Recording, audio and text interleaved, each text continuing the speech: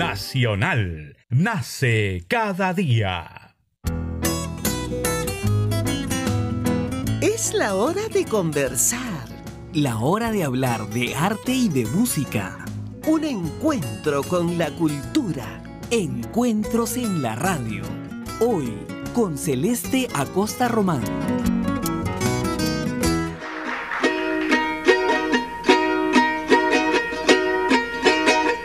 Tambo bambino magtata, yawarruno apakun. Tambo bambino magtata, yawarmayo apakun. Biritilyangnya stoy tuchkan, charangulyangnya stoy tuchkan. Atingya chalyangnya stoy tuchkan, kinachalyangnya stoy tuchkan. Wefalitay wefala, wefala wefala wefala. Wefalitay wefala, wefala lalay wefala. Kuya kuskampas nyari, wakailanya swakachang. Wayu kuskampas nyari, lyakilanya slyakicang. Charanggulyang tahawaspa, biritilyang tarikuspan.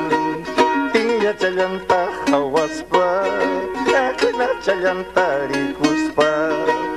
Wefalitay wefala, wefala wefala wefala. Wefalitay wefala, wefala lalay wefala.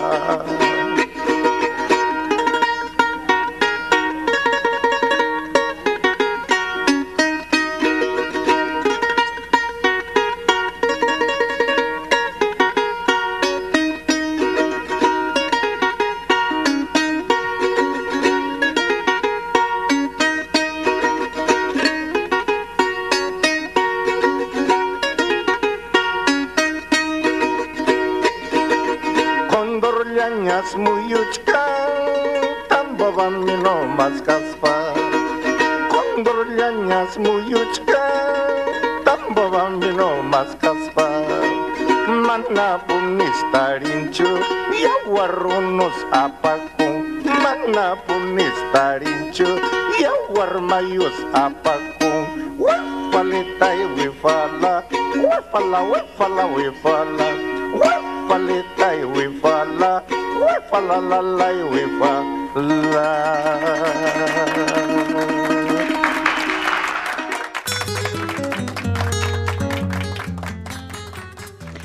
El 10 de febrero de 1933 nació en Pausa, en Sarasara, en Ayacucho, el charango mayor.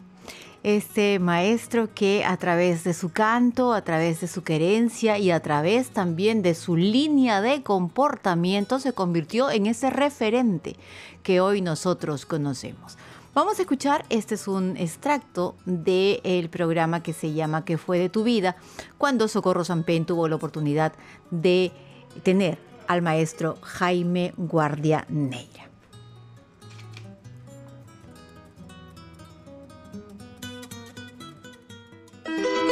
El charango viene a ser la auténtica guitarra española del siglo XVI. Tiene la misma afinación inclusive. El charango era como un juguete para los niños. Me compraron en una feria esos charanguitos que llevaban los guamanguinos. Comencé a aprender a tocar pues mirando a otros. Dijo, yo soy de José María Arguedas, trabajo en el Ministerio de Educación. Cualquier cosa que se te ofrezca, me tienes a tus órdenes, me dijo. Desde ese momento nos hicimos muy amigos. Iba a la casa siempre, le gustaba hablar mucho en quechua, conversábamos, cantábamos en quechua. Siempre andábamos juntos.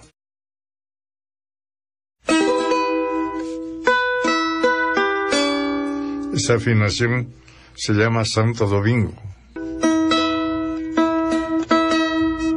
Mis peros aguapi, mis kiwakaktuya, ima tristeza tam, hamhawakaskanki, pipa vidantata, hamhayupaskanki. Pues ya no se conserva, ya lo antiguo. Va cambiando, pues, va evolucionando poco a poco. Conservar siempre la identidad cultural de nosotros, transmitiendo lo que nosotros tenemos. Conserven siempre la esencia de la música. Maestro del charango. ¿Le gusta ese título? Bueno, no tanto, pero ahí seguimos.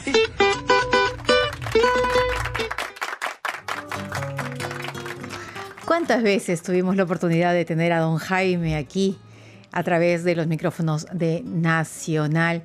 Y también tuvimos la oportunidad de viajar, creo que fue el segundo congreso de música yacuchana, donde la Universidad San Cristóbal de Huamanga le da el título de doctor honoris causa. Fuimos el único medio de Lima que llegó hasta ese lugar para tener allí pues la oportunidad de compartir con el maestro. Y no solo con el maestro, sino también con Maritza Guardia, que es la hija del maestro Jaime y que hoy está con nosotros. ¿Cómo estás, Mari? Bienvenida, buenas noches. Conversar contigo. Muchas gracias por este tiempo que te das en este día tan especial. Ya nos hemos saludado nosotros en la mañana, porque creo que los papás están bien, están tranquilos, están mejor, están en un lugar más apacible tal vez, ¿no? Y bueno, de este cariño que los ha unido por siempre. Sí, sabes que mi papá con don Manuel son amigos de tantos años, de tantas travesuras, de tantas experiencias compartidas. Y es una amistad que nosotros pues como hijas las hemos heredado y la vamos a conservar siempre. Hablemos un poco de la parte biográfica, Mari. Cuéntanos, ¿cómo se llamaban los papás de don Jaime? ¿Cuántos hermanos fueron?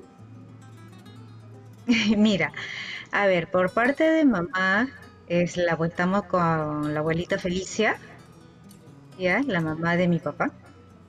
Luego, el papá es Humberto Guardia.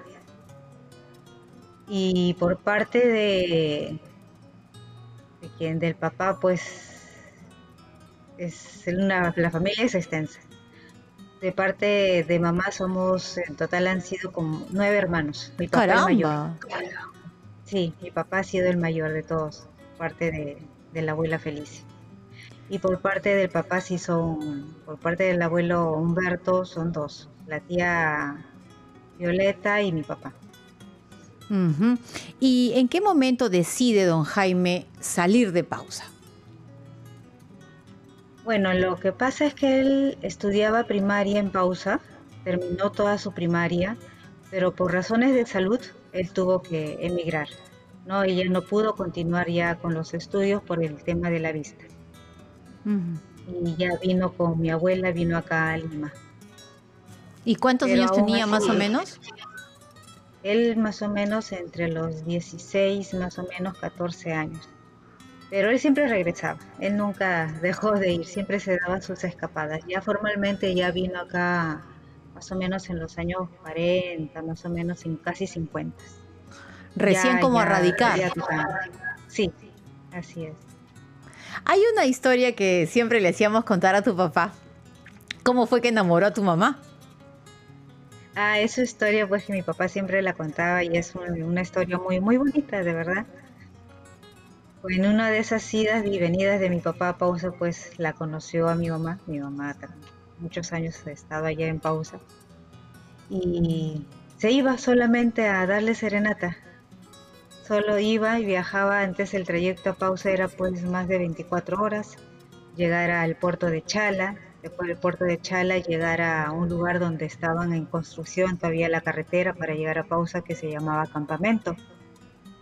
Y de ahí, para llegar a Pausa, tenías que ir pues a caballo. Y eran más o menos un trayecto de 2 días. Claro. ¿No? Exacto. Le daba su serenata.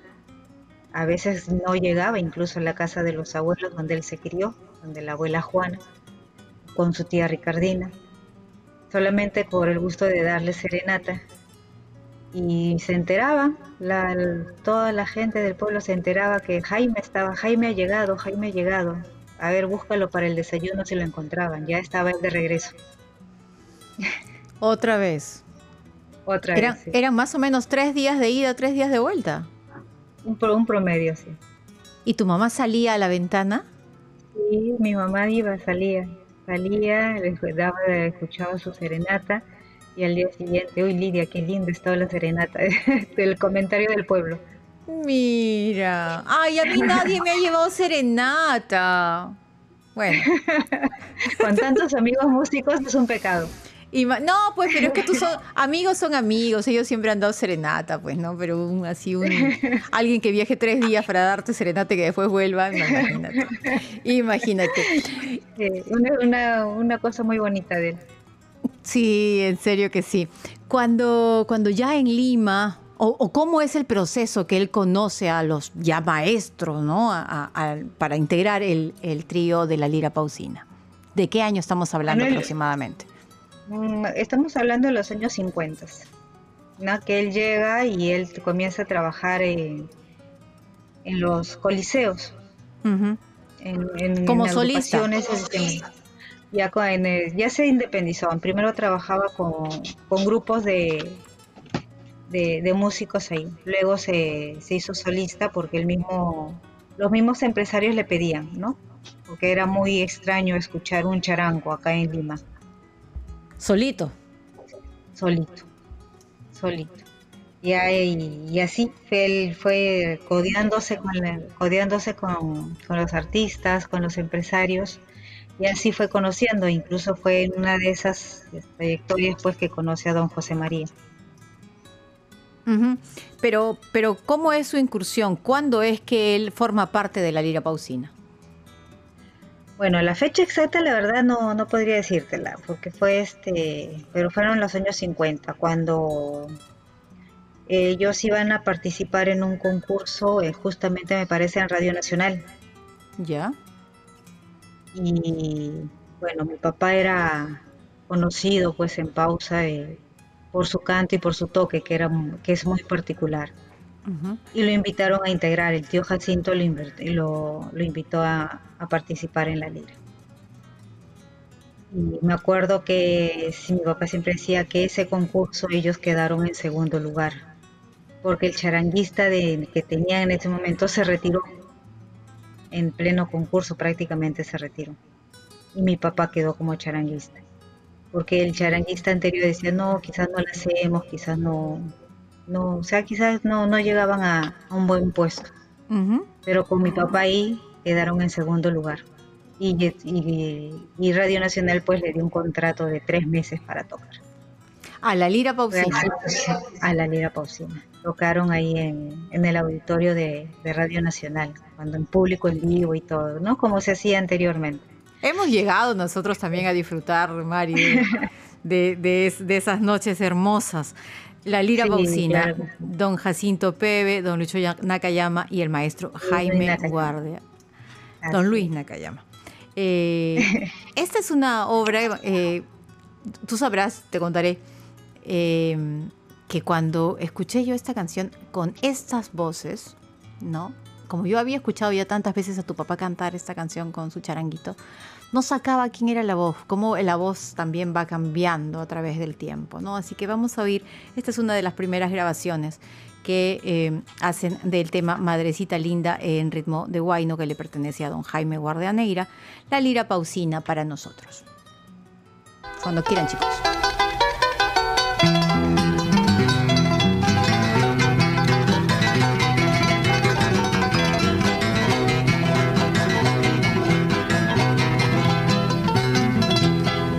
Madrecita linda, porque me has dejado en lo mejor de mi vida.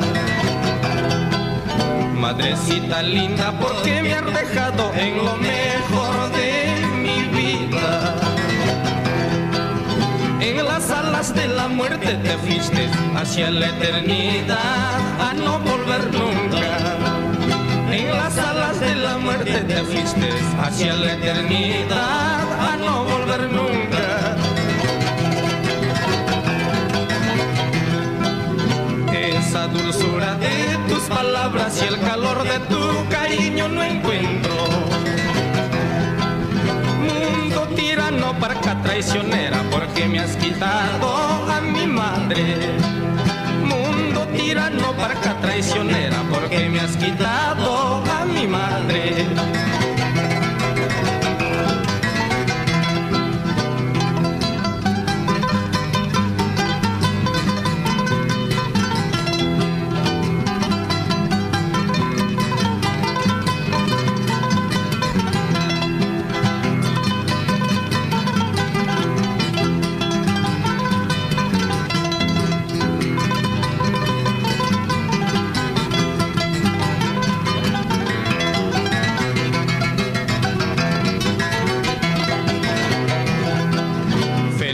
Los seres que tienen al lado a la joya que es la madre.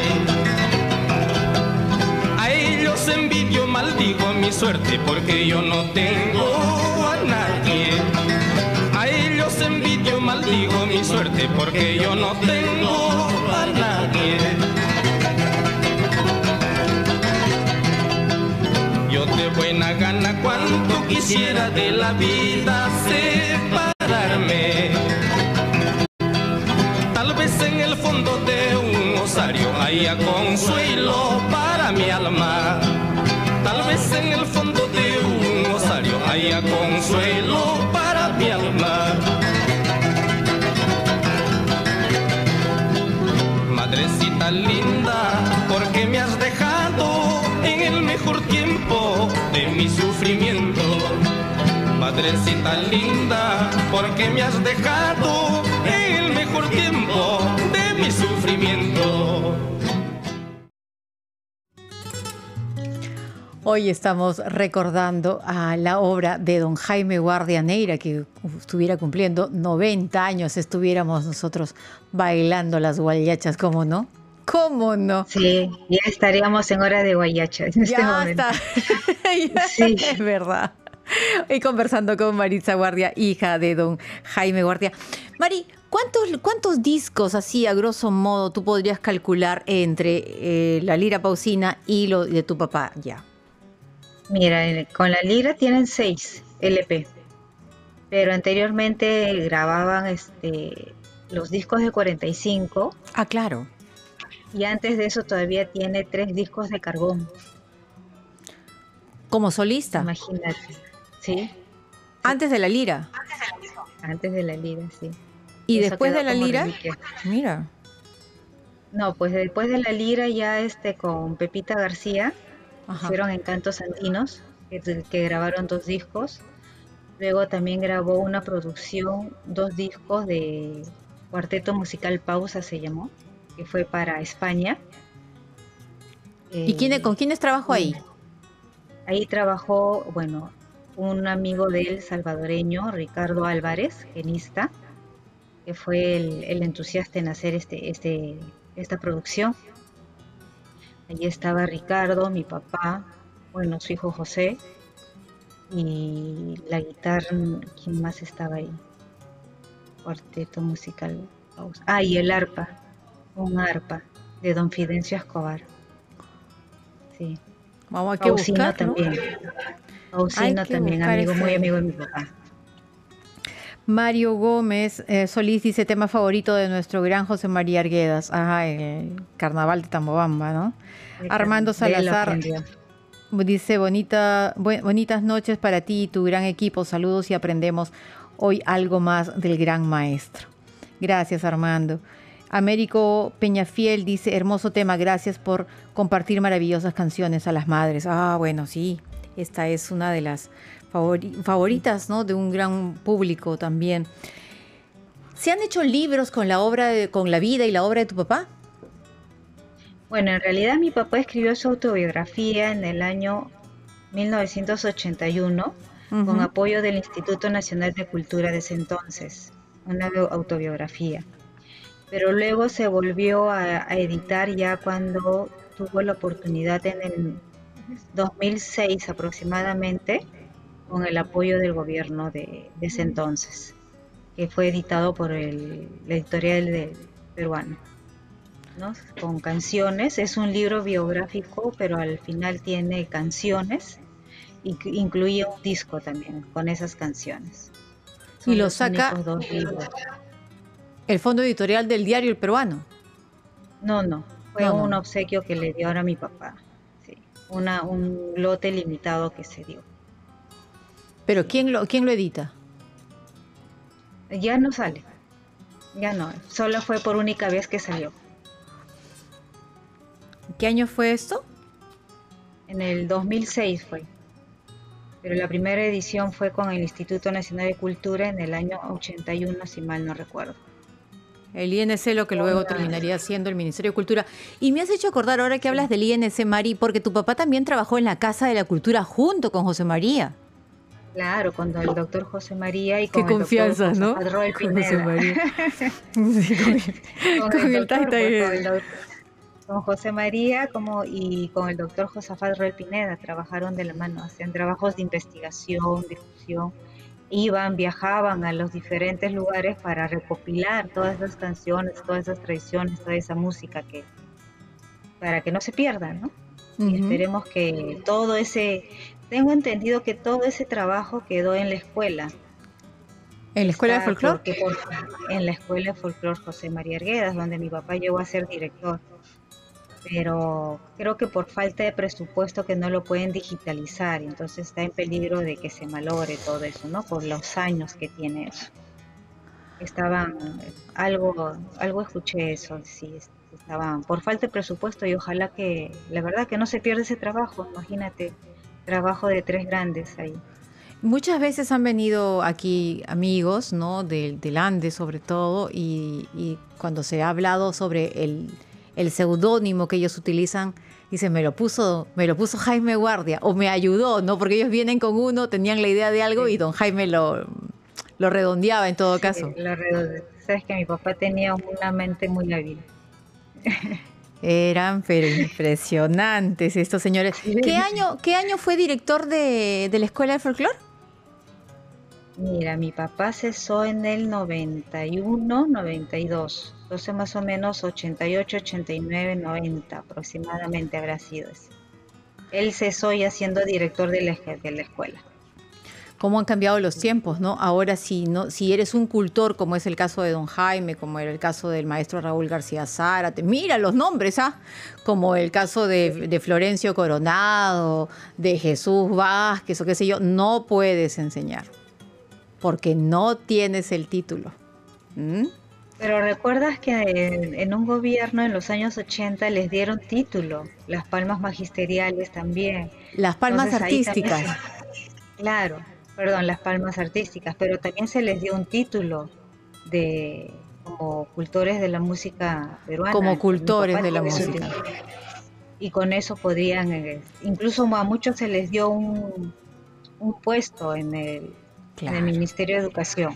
Algunos se dedicaron a la enseñanza, otros no. Muchos, en los colegios, sí. Claro, en los colegios, claro que ese fue el gobierno de Alan García y la ministra era Mercedes Cabanillas. Exacto.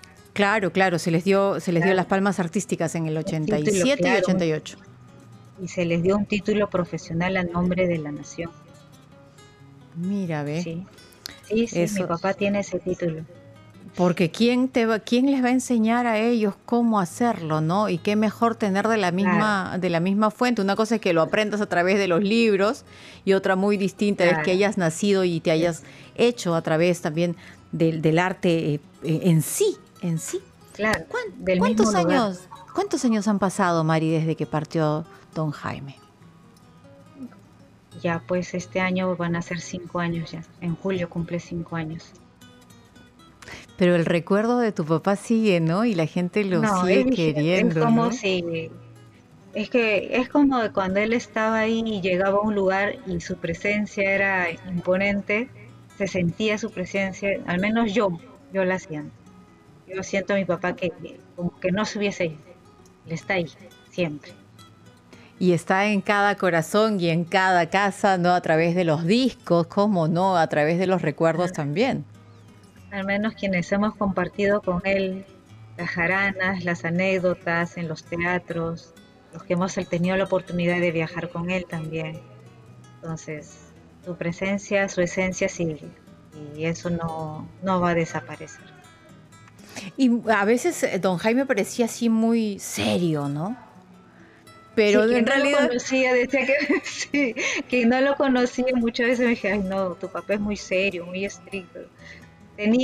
Daba esa impresión, pero cuando lo conocíamos más, bueno, tú lo sabes mejor que yo, incluso creo, con lo que has compartido con don Manuel, ¿no? Entonces, cuando los dos se juntaban, al menos era de seriedad cero. Increíble.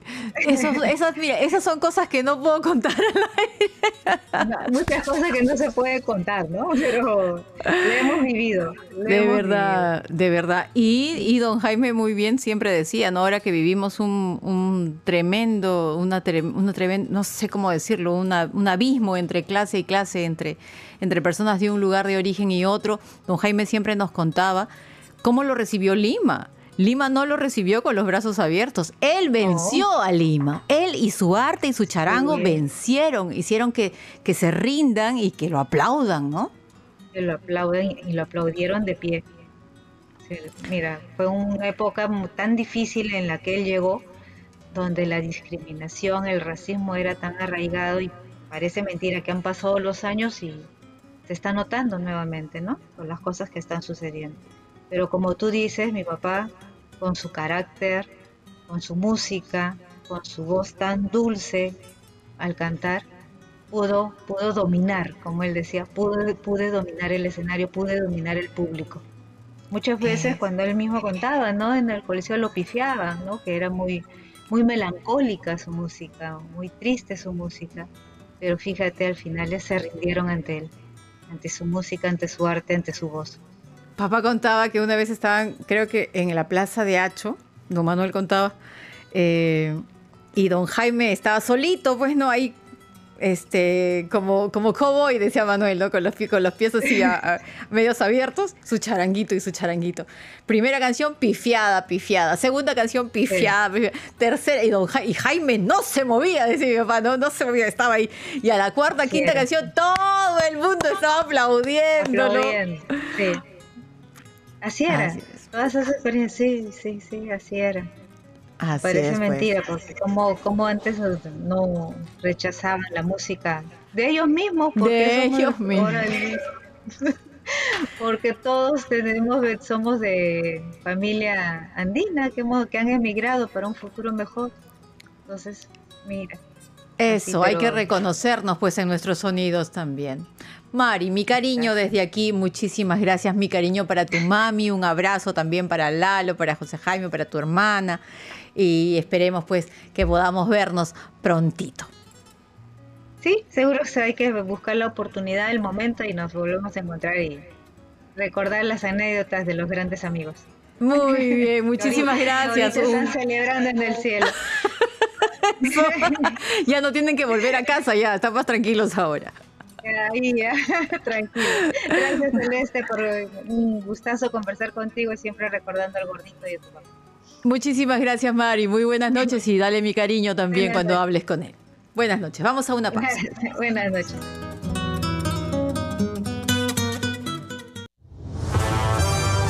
Segundo a segundo, las noticias como son, nuestros titulares. Bienvenidos al microinformativo de esta hora. La presidenta de la República, Dina Boluarte, afirmó que durante sus más de 2 meses de gestión al frente del Poder Ejecutivo ha venido promoviendo una agenda para cada región, privilegiando la paz y el diálogo con la finalidad de buscar el desarrollo del país. El jefe del gabinete ministerial, Alberto Otárola, informó que el Gabinete de la Paz, el Diálogo y la Meritocracia sostuvo más de 500 reuniones con autoridades locales y representantes comunales durante su gestión. La parlamentaria Silvia Montesa es elegida como nueva segunda vicepresidenta de la mesa directiva del Congreso. La ministra de Salud, Rosa Gutiérrez, adelantó que hasta el momento se ha logrado destrabar 7 proyectos de infraestructura hospitalaria en el país y que se ha puesto en marcha las obras respectivas en beneficio de los pacientes. Las personas recluidas en centros penitenciarios que no cuenten con una sentencia firme podrán ejercer su votación en las jornadas electorales de carácter nacional, según una propuesta aprobada en la Comisión de Constitución del Congreso. Hasta aquí el microinformativo de esta hora. Más información en cualquier momento.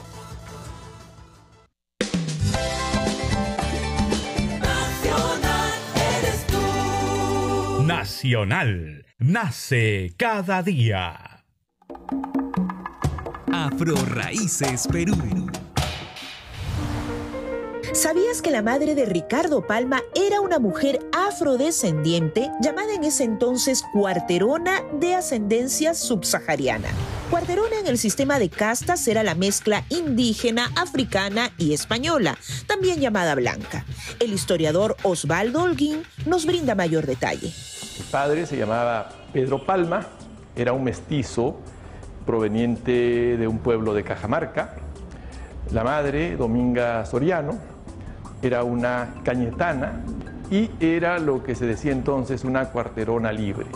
Lo cierto es que el escritor, periodista, costumbrista y político peruano tiene ascendencia africana y es algo de lo que no se habló durante mucho tiempo. Nació el 7 de febrero de 1833. Fue inscrito en la partida de bautismo como hijo natural de Pedro Ramón Palma Castañeda y de Guillermina Carrillo y Pardos, a quien muchos consideran la abuela materna y que su madre fue en realidad Dominga Soriano y Carrillo, la hija de 16 años de esta, con quien Pedro se casaría 4 años más tarde. Así lo relata la investigadora Maruja Muñoz Ochoa en su publicación Ricardo Palma entre Ingas y Mandingas. La historiadora Maribela Relucea nos cuenta al respecto.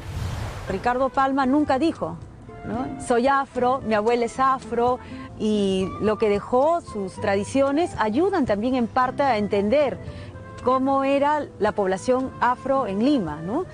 Recoge palabras, recoge elementos de la población afro. El autor de Tradiciones Peruanas también fue conocido por escribir Anales de la Inquisición de Lima en 1863, el polémico Monteagudo y Sánchez Carrión, Páginas de la Historia de la Independencia en 1877 y su refutación a un compendio de la historia del Perú en 1886. Palma se inspiró en la historia, leyó historia, recogió de la historia los episodios que le permitían hacer tradiciones, especialmente aquellos cargados de ironía, de picardía, de humor. Ricardo Palma ha sido homenajeado innumerables veces. Incluso el Banco Central puso en circulación un billete de 10 intis con su retrato en 1985. Un escritor no ajeno de las polémicas, pero que recordaremos siempre a lo largo de la historia. Afro Raíces Perú. Nacional.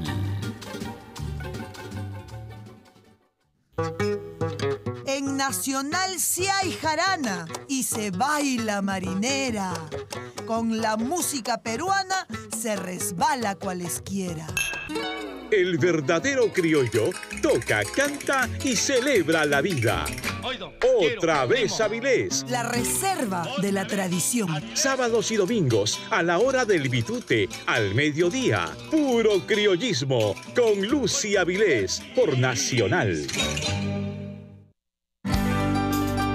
En Tumbes, ciudad del eterno verano, escucha Nacional 99.7 FM. Nacional. Las intensas lluvias han puesto en alerta a 15 regiones de nuestro país. Si vives cerca de ríos o quebradas, presta atención al aumento de su caudal. Evacúa de inmediato. Aléjate de las zonas que puedan ser afectadas por deslizamientos o derrumbes. Si no puedes abandonar tu vivienda, ubícate en las partes altas, ya sea en el techo o pisos superiores. No pongas tu vida en peligro. Nacional. Nace cada día.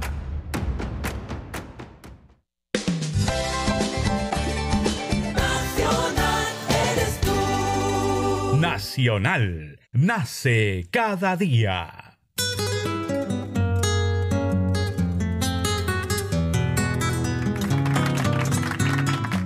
Regresamos desde Encuentros en la Radio a través de Nacional. Son las 21 horas con 35 minutos de la noche. Juan Peña dice, interesante entrevista para conocer a don Jaime Guardia, el señor del charango. Gracias, Celeste, por regalarnos una noche cultural. A ustedes las gracias. Gracias, Juan. Mario Cabrera dice, buen homenaje al maestro Jaime Guardia. Isabel Salazar dice, lindo y merecido homenaje al maestro Jaime Guardia. Tenemos que conocer a los nuestros, sobre todo los músicos, ¿no? Sobre todo los que están siguiendo el camino. Porque si tú quieres hacer una variante o quieres hacer una adaptación tienes que conocer cómo fue el origen. No vas a variar de la variante ya. ¿Ah? Carlos Alberto Quirós dice, hola Celeste, buen programa y justo homenaje al maestro Jaime Guardia, el primer charanguista del Perú y el que logró diferenciar el charango peruano del boliviano. Era sorprendente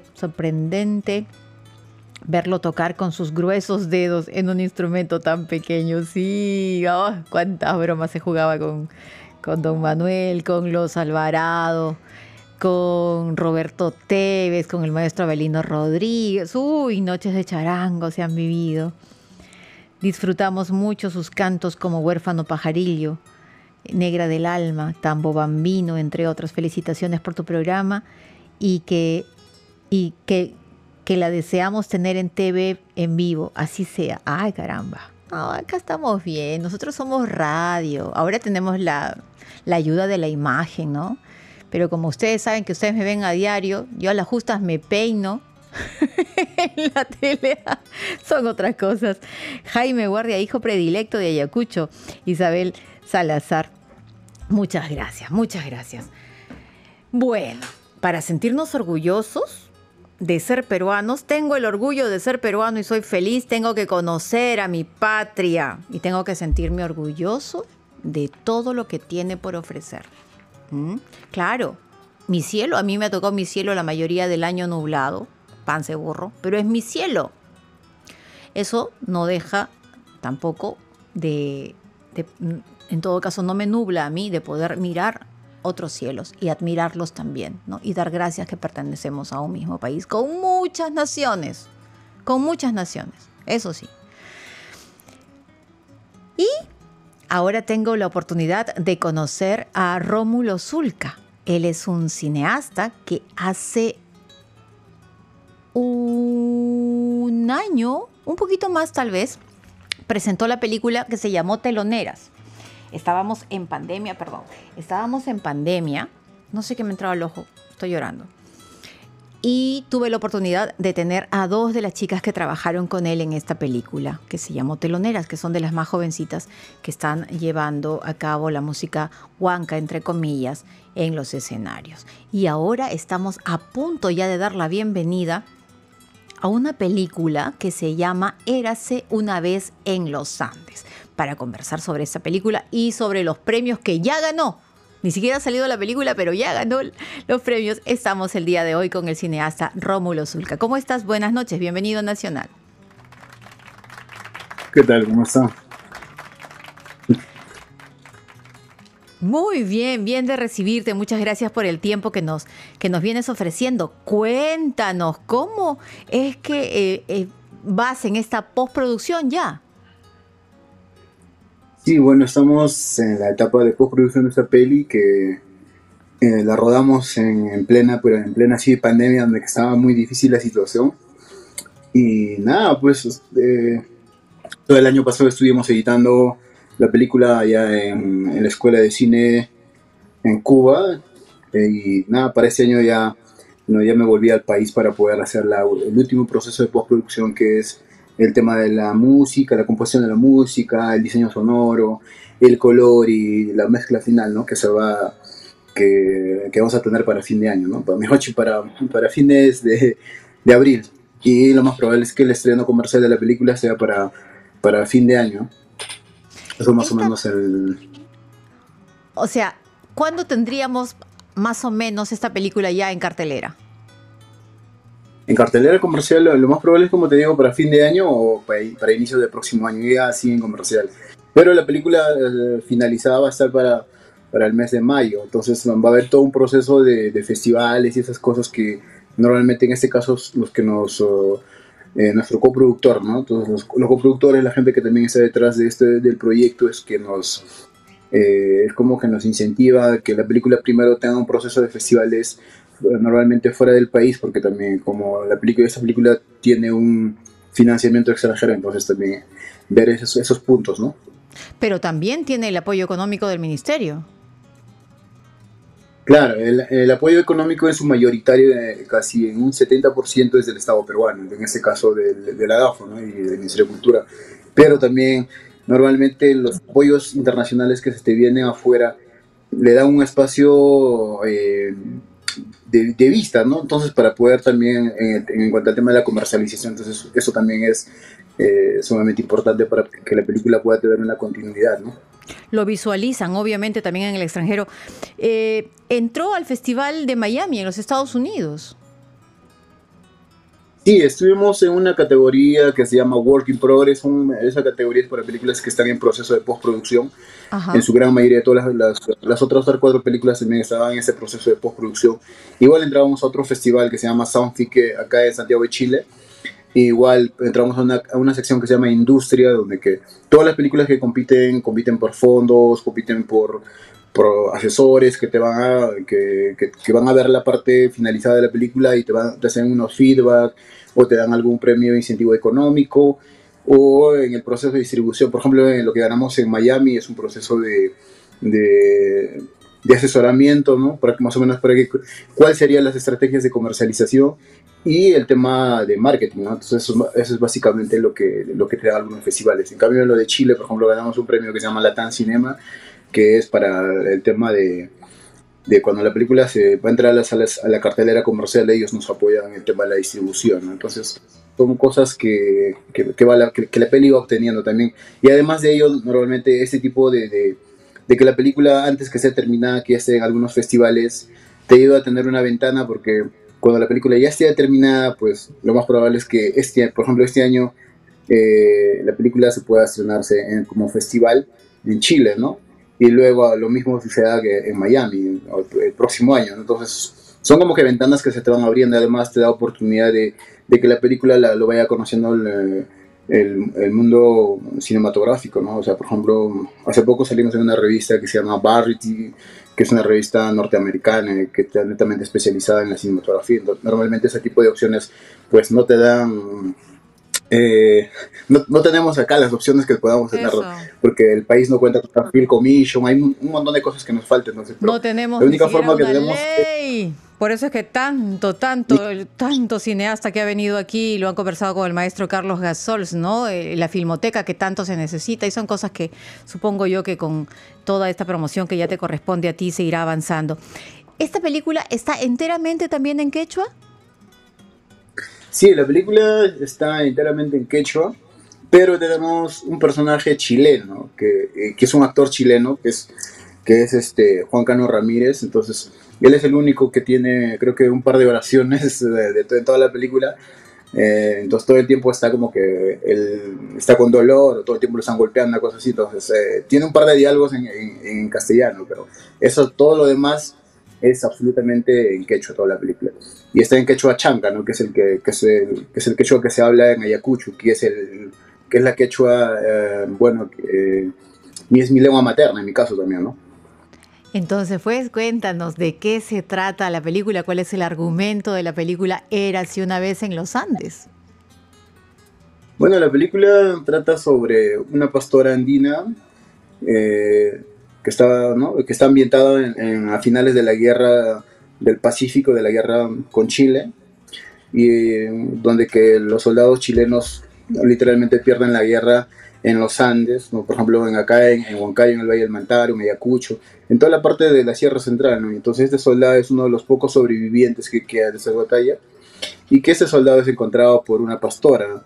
En este caso la protagonista, que es Maribel Baldión, y su personaje se llama Margarita. Entonces ella, Margarita, termina encontrándolo, y como cualquier persona de los Andes, decide ayudarlo, ¿no? Decide como que alimentarlo, llevarlo a una cueva, como complicar con la familia, etcétera, y darle como que un sentido de vida tanto para ella como para el soldado, ¿no? Entonces el soldado va reconociendo que las cosas de la guerra que a él le han dicho, de que cómo éramos nosotros en los Andes, de que, o sea, todo lleno de estigmatización, de estereotipos, o sea, que han venido los chilenos, pues no era eso, ¿no? Entonces eso es básicamente una parte de la historia, ¿no? Que estamos por finalizar. ¿Cómo se llama? Maribel Baldión se llama, ¿no? Maribel Baldión Canchari se llama. ¿Y cómo se llama? Ella es natural de Sarwa, Ayacucho, allá de Víctor Fajardo. ¿Y dónde se ha grabado la película? ¿En qué lugares? La película se grabó en Víctor Fajardo en Sarwa y también en Lucanas, en Huancasancos, en una partecita, ¿no? Hay una parte que limita literalmente ambos distritos, que es Huancasancos con Sarwa. En esa parte del límite hemos grabado. Y además tuvimos algunos problemas a la hora que hicimos el rodaje por el tema de las limitaciones. Eso era todo un rollo en esa época, pero bueno, o sea, también se entiende que la gente que vive en esos lugares defiende sus limitaciones territoriales, ¿no? Entonces había todo un tema entre dos distritos, ¿no? Cuando salga la película supongo que va a estar subtitulada. Sí, no, ahorita la película ya tiene subtítulos al inglés y al español, ¿no? O sea, que es básicamente que no vamos a ser creo que no seríamos tan no lo sé, tan hipócritas o tan malos de poner una película enteramente en quechua para poder... Ay, tú sabes que si yo tuviera la oportunidad, sí la pongo en quechua completo.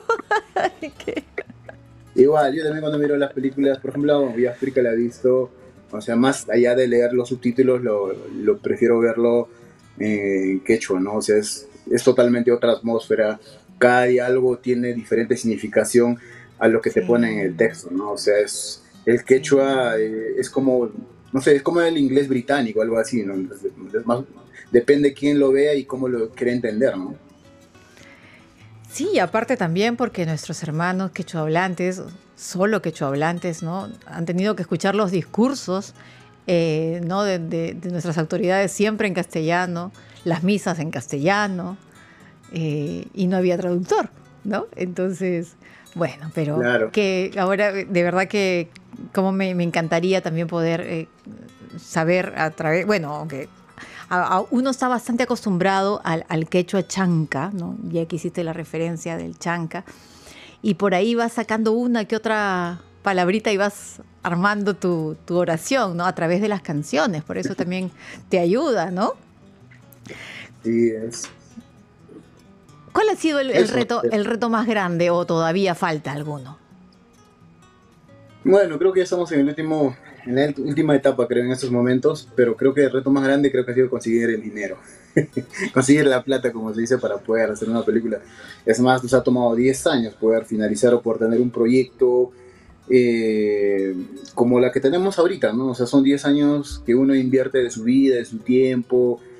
Muchas veces dejas de hacer muchísimas cosas que puedes hacer con, no sé, ¿no? O sea, que podrías hacer cualquier otra cosa y dices, no, pero, o sea, en este país nadie te obliga a hacer cine, pero quieres hacerlo, ¿no? Entonces, pues creo que el tema más grande fue el tema económico. Ya en el tiempo de rodaje, porque fue un poco, como te digo, con el que se grabó en plena pandemia, y la directora de foto, en este caso, es una italiana, que es Sara Bruciano, que la conocí en la escuela de cine allá en Cuba, y también la gente que venía de afuera para el ingreso, los protocolos, las pruebas y todo eso. Creo que ese era un poco un tema muy complicado, ¿no? Y además también, como te digo, creo que nunca es suficiente el presupuesto que una película puede tener, ¿no? O sea, por más que uno pueda tener 100, 20, no sé, entonces muchas veces tienes una determinada cantidad de dinero, pero te falta, ¿no? O sea, todo el tiempo es como que falta, ¿no? Una cosa así. Pero nada, entonces creo que eso ha sido un tema, ¿no? Porque tener gente que venga de Europa o gente que venga de Chile o de Paraguay o de México a rodar una película del Perú en ese momento, en una situación muy difícil para el país, creo que era sumamente complicado. Pero nada, pues igual también la gente que estábamos, nosotros ya habíamos tenido una experiencia previa con un rodaje como con Teloneras mismo y también con otros cortos y todo ese rollo. entonces ya nos daba una cierta experiencia de poder afrontar, ¿no? Pero en este caso, Gracia pues era sumamente grande, ¿no? A diferencia de todos los anteriores proyectos que hasta ese momento había hecho. Aparte que era un tema histórico, Claro. trabajar con técnicos extranjeros, con un actor extranjero, llevarlo literalmente a los Andes. Nosotros la película lo rodamos sobre los 4.500 metros sobre el nivel del mar, porque los espacios eran totalmente llenos de ichu, no sé, como la anterior imagen que viste, todo es ichu, cerros y por ejemplo por la noche el frío bajaba de los a 18 menos cero, ¿no? O sea, imagínate estar rodando una película bajo los 18 grados, bajo cero. Pero los extranjeros habrán estado con soroche, el pobre chileno también. Sí, el chileno estuvo un poco, algunas veces se enfermó, pero más allá, creo que él se enfermaba más, no por el tema del clima, sino se enfermaba más por el tema de la comida también, porque la comida, nosotros comemos, o sea, la comida que teníamos en el catering era sumamente orgánico, ¿no? O sea, entonces como que no lo sé, o sea, mucha gente, he tenido la oportunidad de vivir en Chile, en Argentina, la comida consta básicamente de pasta y pan y algunas otras cosas, ¿no? Entonces, ese tipo de comida, pues, no hay en los Andes, ¿no? Siempre estamos con papas, maíz, entonces cosas como esa como que le caían pesadas, ¿no? Pero claro, sí, y la altura, ¿dónde la dejas también? ¿Cómo? Hoy día estamos nosotros conversando con el cineasta Rómulo Zulca, está ya en abril aproximadamente, debe estar terminando de salir del horno. Érase una vez en los Andes, esta película que está enteramente hablada en quechua y que trata, pues, o narra en todo caso, del amor que surge entre una zarguina y un soldado chileno, ¿no? En la época de esta guerra del Pacífico entre Perú y Chile. Ahora viene, vamos a ver. Viene la pelea para que te den un buen horario y buenas salas de cine también. Uy, eso, no lo sé, a veces cuando uno hace cine, pues no piensa en eso, ¿no? En esa parte, de la parte más difícil de hacer una película, ¿no? Pues la distribución es sumamente complicada en el país.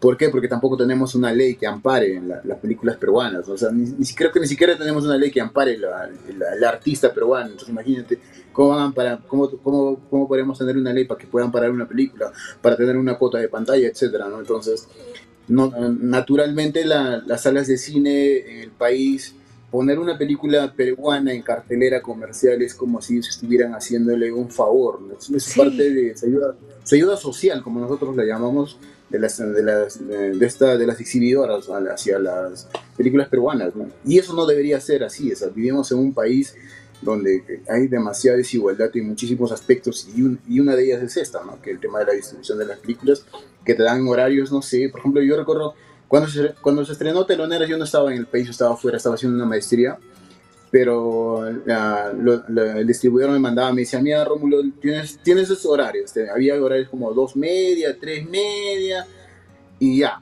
Y yo recuerdo, por ejemplo, creo que la película estaba en Santa Anita, creo que era como a las 12 de la tarde. ¿Quién va a ir a ver una película a las 12 de la tarde? Pero así empezó Huillas Pirca. Huillas Pirca empezó en 2 salas, creo, 2 de la tarde, 3 de la tarde. Sí. O sea, como te digo, el tema del maltrato de una película no solo ha sido conmigo o con uno o dos, o sea, es casi con todos los... Es la ley, es el corte que tienen las salas, ¿no? Y es por eso que también se tiene que buscar la ley de cine, pues, y no solamente de eso, ¿no? Pancho Adriancén, cuánto cineasta ha venido aquí también a poner esto, ¿no?, sobre la mesa, que esto no es un gasto, es una inversión. Ahí nosotros vemos, por ejemplo, México, ¿no? México y su cine, cómo fue que también abrió las puertas, ¿no? Colombia, Argentina, en fin, tenemos para nombrar varios países que están muy cerca a nosotros. Rómulo, muchísimas gracias por este tiempo, gracias por tu esfuerzo también, gracias por seguir estudiando y por darnos, pues, un material para que nosotros podamos consumir lo que nos corresponde. Nada, tío, gracias por el espacio y esperemos que podamos tener más opciones más adelante. Ojalá que cuando se estrena la película, cuando ya, igual, como te digo, ahorita la película está en proceso de finalización, igual estamos dándole para entrar a un buen festival de clase A nivel internacional, y de acuerdo a eso también que nos puedan abrir una buena ventana y puedan poder tener una buena exhibición también, ¿no? Y claro, pues de alguna forma Teloneras así, eso es un documental sumamente de bajo presupuesto, literalmente para mí así como la tesis, ¿no? Entonces, a diferencia de Teloneras, creo que Érase una vez en los Andes es totalmente, es una autosuperación para mí personalmente desde el ámbito profesional, y nada, pues esperemos que el público peruano también nos pueda acompañar en eso, ¿no? En ese viaje que vamos a tener. Ya la historia está puesta, solamente falta ahí vivirla nada más con los personajes. Muchas gracias, Rómulo, muy buenas noches. Nos despedimos con mi equipo, como siempre, Rafael Cifuentes, Alberto Casas y Kelly Grados, desde su camita, como siempre. Celeste Acosta se despide. Hasta la próxima semana. Tupananchikama.